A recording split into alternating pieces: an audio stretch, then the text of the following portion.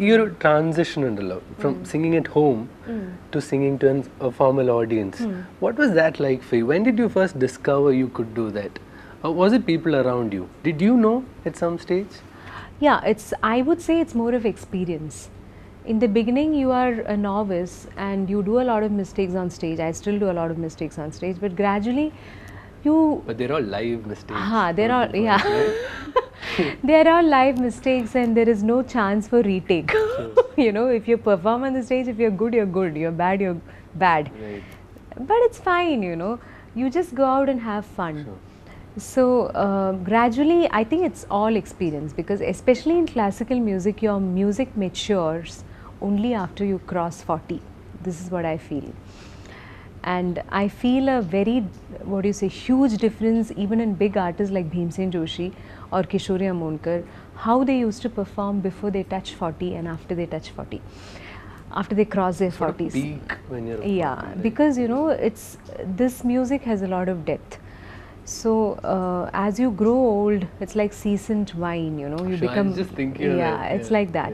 It becomes more and more beautiful. You become more and more bindas on stage. You don't care after a while. So I am going through that transition and I'm enjoying this whole journey, you know, this evolution. It's very interesting, and each and every stage is different from the other stage. So it's very nice to explore my evolution. Talking of mass approval, I want to actually keep this for later, but I'm so tempted. Spiritla Pata. It got you widespread notice and attention. But it appeared earlier in an album version. Yes, that's right. Before the film version. That's right. How would you look at the reception in both cases? Yeah, you're right. It appeared in an album, but then music, unfortunately in India, is still extremely dependent on films. Sure. So we have to live with it. There's no other way, you know. Independent music is slowly finding its own space thanks to Mojo, Coke Studio and all that stuff. But still, it's heavily dependent on movies, and not only on movies, on visual media. So, and films have a much bigger reach than any album or any niche market for that matter. So that is the way it is, you know. It's really sad to sort of assume that the fate of the music depends on the fate of the film itself.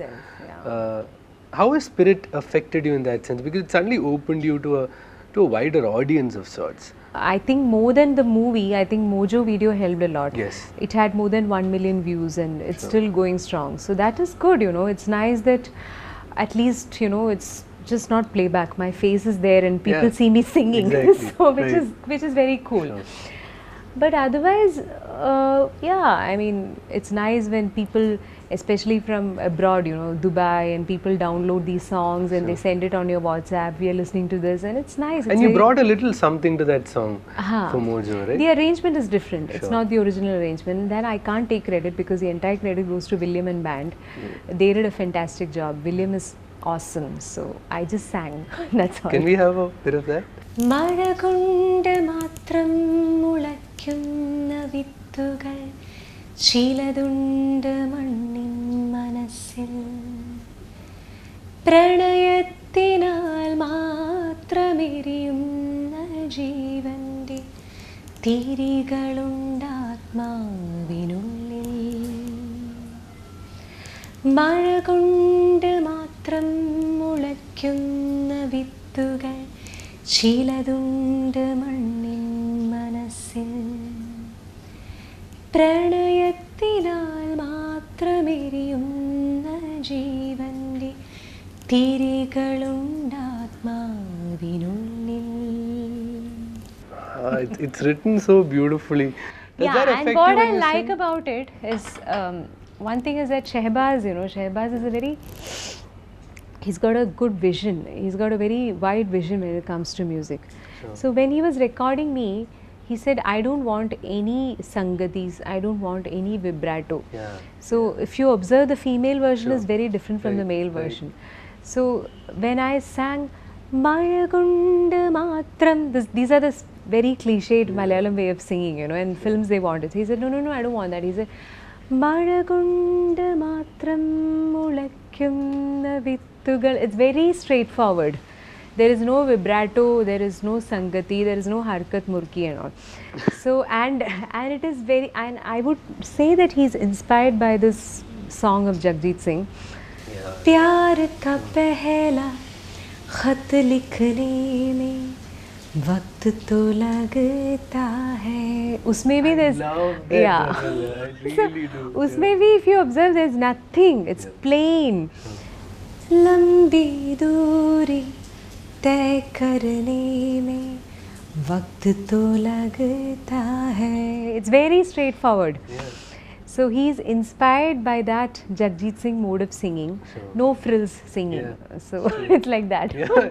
Okay, that sort of brings me to an interesting sort of position for you, because you're essentially a classical musician, which means you're trained in the art of improvising. What happens when you get into a playback studio? Do you feel contained? Do you feel limited? That's a very good question. In fact, film music, one song is maximum 3-4 minutes. So there's a very limited scope of improvisation. But that doesn't frustrate me, because that is how film music is, you know. Film music is programmed to entertain people within 3 minutes. And for that, you need a very beautiful and simple melody. Quickly. Which is appealing to masses. So, avada aa ragam, todi ragam, Shankarabharanam na alichittu kayilla. It has to attract a person in the first listening itself. And it is not easy to compose a song like that. That is why there are very few legends like R.D. Burman or A.R. Rahman who can make that mark with a 3-minute song. And everybody can't become a film composer. Even if you're a very talented classical musician, it is not your cup of tea, you know. So God has specifically sent people for specific purposes. So it's very beautiful. I'm really amazed by the talent of these maestros. It really inspires all of us. And for singers, as you said, people say now, you know, abhi Melodyne hai, wo hai, auto-tuner hai, you don't need a singer. But it's not true. Beyond Melodyne, there is a soul of a singer. And it's the first time somebody used Melodyne and soul in one line. And I'm actually glad.